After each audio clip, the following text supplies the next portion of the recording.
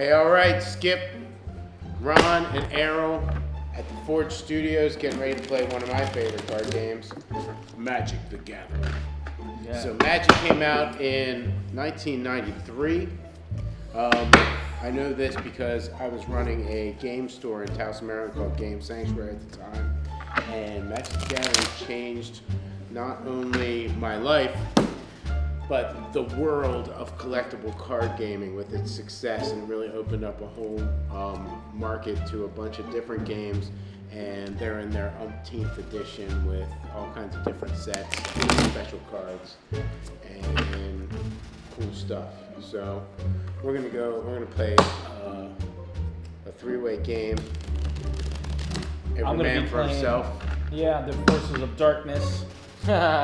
That's my deck. That's how he looks at it. Forces of darkness, forces of light. That's it, right? That's all it is, right? I'm playing with a deck that has a mix of mountain and forest combined. Me too. I got a red and green deck myself. All right. Boom. So Shuffle them. yeah. Draw five, One of right? my favorite sounds. 7 cards. You want to cut me? All right. I think you got it, friend. So, why do you like Magic, Skip? What's the thing that you like most about Magic? So the artwork is fantastic. The gameplay, I mean, you're a mystical wizard summoning forces of magic from your lands. You play mana. I guess I'll go first. All right, so you start the game, draw a card, and I will play a land. Let me see if I can play anything. First round. Nope. That's an end. Here we go. Okay. Draw a card as well. I'll play a swamp, and I'm good. All right, and Do you think it's the most popular game? It's certainly a brand that everybody knows. So, besides games like Yu-Gi-Oh! And Pokemon, Magic the Gathering, in my estimate, is the most popular collectible card game. So, yeah, it's out there. So you done? yep. All right. And then also a lot of other card game fanatics have kind of declared that by large, Magic is definitely still the most popular. Yeah, I mean, there's tournaments everywhere, and the gameplay it's fast. It's Okay, fun. so I'm tapping my All right. mana, and I'm going to summon the Wall of Earth. It's a 0/6 wall. End. Now, I've only played a few times. I can only play one other. Can I play all my land? No, you can only play one land per turn, All right. and then you tap it to summon or cast a sorcery or spell. Okay. So, and that was one of the other cool things is there's so many different kinds of cards in this game. You got creature cards, and your creature cards can be walls or creatures that can attack. Your walls defend. You have sorceries, which are spells you can only play on your turn, and then you have instants and interrupts. You know, an instant you can play at any time, and the only thing that can stop an instant is an interrupt. So, why is it called a collectible card game? And is that the unique differentiating factor? Right. So yeah, I think that was part of what created the buzz around Magic the Gathering is that they have common cards which are easy to come by and find. They come, a lot of them come in every deck, like your mana and elves or sprites or something like that. But then there's cards that are much harder to find, your rares, and that's what really drove the game to success because people would buy, like a whole booster box display, and spend $120, $150 or whatever it was when it came out, just to go through all those cards and get those rares so they could build the most powerful deck. So it's customizable, so you build your deck. Are you done? Yeah, so I'm going to tap mountain and forest to deal out a lightning strike, and I'm going to hit Ron. It looks like I can. Okay. Boom. So that would be 3 damage. 3 damage. To him personally? And I think unless you have a monster there, I think I'm dealing it directly to you. Well, it's a direct damage spell, so unless it says otherwise, you deal it to either him or his creature. Yep. So your choice. So I'm dealing it to you, Ron. All right, take 3. Lightning bolt. All right. There you go. I dodged one. Right. All right. Draw. Right. This will be fun. What's the? Those are a 3, 2/2. 2-2, yeah. All right. So they have tournaments all over. Do you guys know?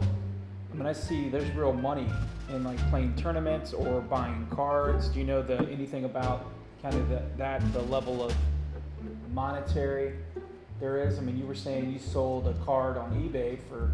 Yeah, $235. Yeah, I mean, you can run a business. So, let me count.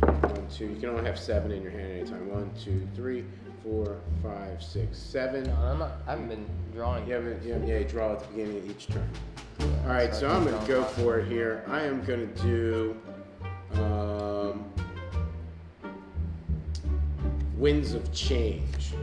Okay, so this card, each player shuffles their hand back into their deck and then draws a number of cards equal to the number of cards you had in your hand. So count your cards: 1, 2, 3, 4, 5, 6. Put them back in your deck, shuffle, and redraw. Didn't like what I had. Thought it'd be fun. So you drop them in. Drop All right, and so shuffle. what are the?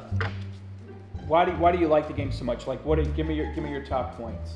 Okay, so it is customizable. You build your own deck, so it allows you to put your personality into your gameplay. Number 2 would be it is collectible, so there is fun in seeing if you can get the newest cards Okay. and cool stuff.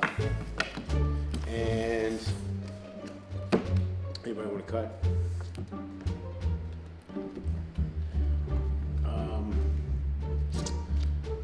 It also seems like at this point the market is saturated. You could walk into just about any game store and there's going to be people playing. You could pick up a game with just about anybody. And with 2 decks, and the deck is a minimum of 60 cards, is Yep. that right? With 2 decks, Are you drawing? You're off to the are we races. drawing the 6. cards that we? You draw up to whatever you had. So I did not play a land. I'm going to play a land now. Boom. I am then going to end my turn. So yeah, I think that is the other thing, is that it is universal. So these decks have been printed in umpteen different languages. People are playing around the world. It created it might even be $1 billion industry around collectible cards and collectible card stuff. yeah. So I mean, this is the granddad. One of the things I like about it too is that customizable aspect to it, because you're able to make any kind of deck. Like, I mean, there's so many different ways. Like we were talking earlier, you know, Skip likes just having a big fat deck because it's just more interesting to him at this point. But you know, a lot of guys will Make it make small. like really small, tight decks The one so that's that they been can tapped guarantee or- what card's coming out. So I kind of like that too, and not to mention the artwork is fantastic. I like getting new cards just to see what the artwork is. Deploy some rats. All right. What are you, Harold? Boom. So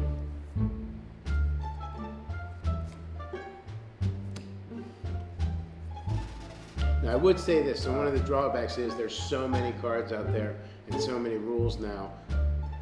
Like it takes a little while to get up to speed. and it's you hard draw to at know the beginning of everything. your Draw turn, at the right? beginning of your turn. Yeah, I just did that. Okay, so So one of the things that I appreciated that you were telling me about Magic is, you know, just like our card game, that they started out, they had some decks, they had some cards, and once they got enough player feedback, they are made adjustments to the rules Yep.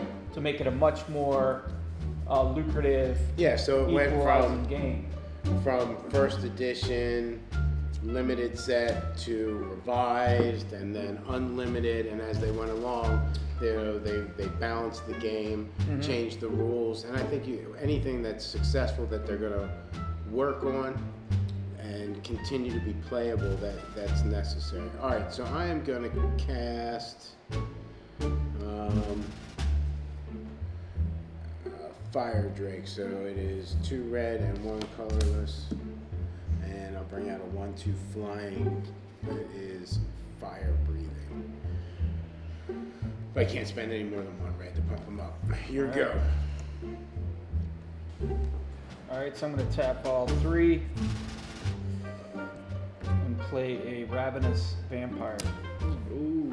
And I can't attack yet, right? You can attack with, so when creatures come into play, they got summoning sickness, but the other guys who've been in play, you can attack. Okay. So I'm going to attack both of these to you. It's a 2/2 and a 2/2. Cool. Why is your rat a 2/2? Is there other rats in play? Because that is a plague rat. They are equal to the number of other plague rats in play. So it's a 1/1. Okay, check. All right, so when you attack, you tell them where you're going, and you sneak tap. Yeah. Okay, check. Sweet. And it almost seems like you don't even need to tap your other card, but cool. So you got a critter up, right? Mm-hmm. What is he? Yeah, he is a frenzied goblin, and when he attacks, when he attacks, characters can't block. But right now, he's either gonna jump in front of this, or I'm gonna get hit full on. Yep. So you block. I'm probably gonna block. I'm probably gonna block the mouse. Okay. So they'll kill each other. Yep, they'll. All right. So he kills the mouse, and then he takes 2. Yep, and then I take on 2. Yep. Cool. All right. So you usually take Got a your die. dice there. And you're done. And all right. So typically. So you start at 20. So you're down And to so 18. So make that a 1 and make that an 8. 18. There we go. There you go. All right, so you drew 1. Yep. And see, I've never kept track of the dice. I actually kept track of the paper. Mm-hmm. I like that. Sweet. Untap that. I'm gonna put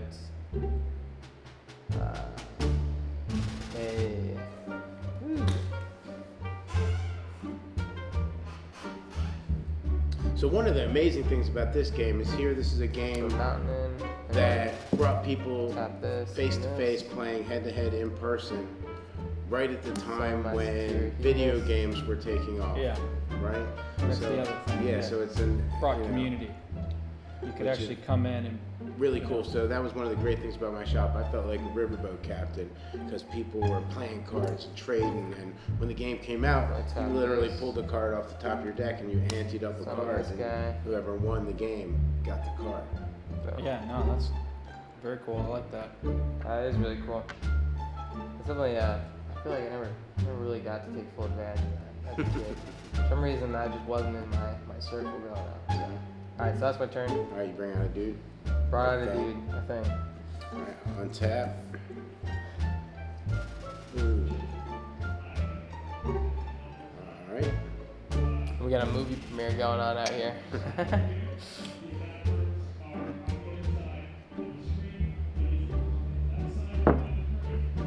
Is that Aaron? It is. If you want to, we can kind of just run this out and get some. Tap 2. Bring out the Findhorn Elder. Okay. So yeah, Magic games, depending on how fast your deck is, can go on and on. There's been epic marathon games where if somebody's got a life deck or you got 2 life decks versus each other, players will be building up life, and it seems like a never-ending game until it reaches like that point where they've got enough creatures that they can overwhelm their opponent. Wow, that's really cool. And then some games, like if you've got like a really fast direct damage deck, you can just blow the other guy out of the water in 2 or 3 turns.